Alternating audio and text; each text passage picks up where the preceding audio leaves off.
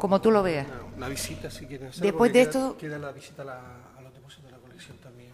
Vale, entonces, después de esto, si quieren, como no hemos dejado preguntar y tal, pueden intervenir si tienen alguna pregunta en general, a ver quién puede contestar, para no dejar esto sin debate, tras la intervención de Paco, quiero decir. Y después, los que tengan interés, vamos hacia los depósitos a ver la obra de arte, ¿vale? Hola, buenas tardes. Bien. Yo les voy a hablar sobre los procesos internos de trabajo que llevamos a cabo en nuestros distintos departamentos o unidades de trabajo, que es de lo que tratan estas jornadas.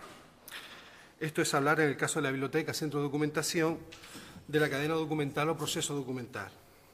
Es de este proceso y de sus distintos apartados de lo que les voy a hablar en este momento.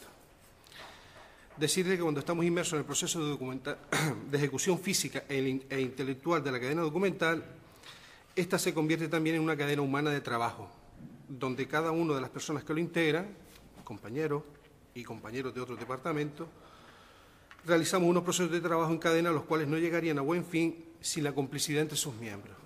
Eslabón clave para lograr los objetivos que nos hayamos propuesto. Les hablaré, por tanto, del trabajo que día a día tratamos de realizar con la mayor profesionalidad a mis compañeros y quien les habla. Definir la cadena documental, muy básicamente, es el conjunto de operaciones y técnicas que se aplican a la colección o al fondo documental. Cuando un usuario consulta un catálogo o una base de datos, encuentra organizados todos los documentos. Cada uno de estos documentos ha llevado un proceso al cual se le conoce como proceso o cadena documental, que lo ha llevado desde donde se ha generado la editorial hasta las estanterías para ser consultado. Los procesos que integran esta cadena se aplican a todo tipo de documentos, en los servicios de información, centros de documentación o bibliotecas. Sin embargo, los procesos no se aplican de igual manera en todos los casos, pues la documentación de archivo que se genera en los procesos internos se trata de forma diferente a la documentación incluida en la cadena bibliográfica de una biblioteca o centro de documentación, ya que se utilizan normas de descripción diferentes y se generan herramientas de búsqueda también diferentes. La fase de la cadena documental está dividida en tres, que es la fase de entrada, la fase de análisis y tratamiento y la fase de salida o difusión. A su vez, la fase de entrada se divide en la selección, la adquisición y la recepción. La fase de selección no es más que el proceso donde se decide qué documentos se añaden o eliminan de la colección. La selección y su plasmación real en la fase de adquisición son las etapas de mayor peso económico de toda la cadena. La mayor parte del presupuesto se dedica a la adquisición de fondos, donde siempre hay que buscar una equilibrada política de desarrollo de la colección. Las herramientas para realizar la selección son diversas. Podemos utilizar catálogos editoriales, distribuidoras, bases de datos de publicaciones seriadas, las revistas, distintos repertorios bibliográficos, peticiones de usuarios, comúnmente conocidas como desiderata. Para evaluar la calidad de una obra hay que tener en cuenta dos aspectos, entre otros, ¿no? Los aspectos físicos, como pueden ser la encuadernación, la tipografía, etcétera, y los aspectos de contenido. El aspecto de contenido que dé una cobertura cronológica, temática y geográfica. En este caso, la BCD también está o se ha subido a la dinámica o al tema de la tricontinentalidad. También es importantísimo a la hora de adquirirlo, pues la autoría de la obra, ¿no? Un autor reconocido. Además, se seleccionan y evalúan otras fuentes como los recursos web, los cuales son muy abundantes. En cuanto a la adquisición, la biblioteca y centros de documentación incorporan documentos a la colección a través de diferentes vías. Algunas son gratuitas y otras son de pago. El acceso gratuito, conocido como el Open Access, es toda la información dispuesta de forma gratuita y accesible en vía Internet. Otra forma es la compra, que puede ser directa o por suscripción. Esta opción implica un conocimiento de la producción bibliográfica y de los canales de distribución y venta. Está la donación, que es la cesión gratuita de documentos, las cuales pueden ser definitivas o temporales. Tenemos unos ejemplos en la BCD, como puede ser el fondo de Angelina Zamora, Carlos Canella y el de Felo Monzón. Luego está la otra, que es el intercambio. Esta es la más común también entre distintos centros de documentación, que consiste en el intercambio de material entre 2 o más centros. En nuestro caso, casi nos aproximamos a unos 200 centros, ¿no?, con los que intercambiamos publicaciones.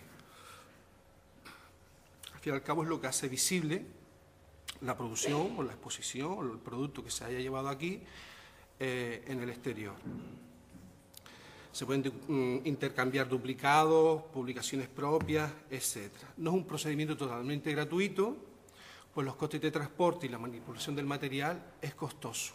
Y ten en cuenta que van unos sobres acorchados y las tarifas de correo cada vez son mayores. En cuanto a la recepción, es el último proceso de la fase de entrada, el cual consta de tareas administrativas tediosas, pero hay que hacerlas, el registro y la preparación del material. Las tareas administrativas son diferentes según haya llegado la documentación por compra, transferencia bancaria, donación, etc. En cuanto a las compras, luego hay que estar comprobando el estado del pedido, aceptar la factura, reclamarla, gestionar los pagos, y el proceso acaba con las operaciones de sellado y magnetizado, el tejuelo, que se le pone conocido como el antihurto. La fase de análisis y tratamiento. Esta incluye 2 operaciones. El análisis documental, que consiste en la operación intelectual de aplicar técnicas específicas y normalizadas a un colectivo de documentos para hacerlos controlables y recuperables. El análisis documental transforma el documento original en un registro documental que se introduce en el catálogo. Los documentos tienen diferentes atributos, como pueden ser los formales, se coloca el autor, el título, la edición, y atributos de contenido, la materia y el resumen. La persona encargada de llevar a cabo el análisis vacía estos atributos de acuerdo a unas normas y elabora o genera otro producto documental llamado referencia documental, que contiene todos los datos que identifican y describen el documento. Un ejemplo es cuando ponemos el autor, título, descripción, ISBN, colección, materia, edición, etc. Como se puede apreciar, la referencia documental es la representación condensada del documento o del fondo. Construirla es una tarea intelectual. El analista tiene a su disposición normativas, reglas, que le indican qué información tiene que seleccionar, cómo las tiene que introducir, en qué campo y en qué formato. A su vez, el análisis documental se divide en 2, el formal y el de contenido. El análisis formal tiene como objetivo describir los atributos estructurales de los documentos. La descripción ha de ser única y sin ambigüedades. Para ello hace uso de unas normas ya establecidas. El análisis de contenido tiene como objetivo identificar y representar de manera precisa la materia de los documentos, con el objetivo de permitir fundamentalmente su recuperación. Se basa en 2 operaciones, el resumen y la indización. El resumen no es más que la representación abreviada y precisa del documento, y la indización consiste en representar el contenido del documento mediante términos extraídos de lenguajes documentales, como pueden ser los encabezamientos de materia, las palabras claves, etc. Y también hay una normativa a este respecto. Básicamente, los lenguajes documentales tratan de los vocabularios de conceptos, libres o controlados, que usamos para indizar, es decir, para responder a la pregunta ¿cuál es el tema de este documento?, ¿no?